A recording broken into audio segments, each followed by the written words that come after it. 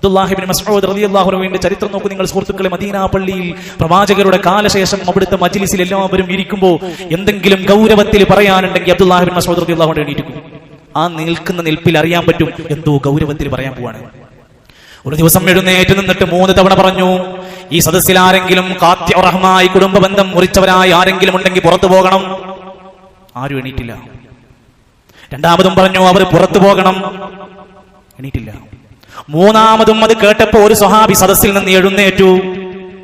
ഇന്നിപ്പോ നമ്മളാ വാക്കി പള്ളി മെമ്പർമ വെച്ച് പറഞ്ഞാൽ നമ്മൾ എത്ര ആൾക്കാർ ഗേറ്റ് തുറന്ന് പോകേണ്ടി വരും.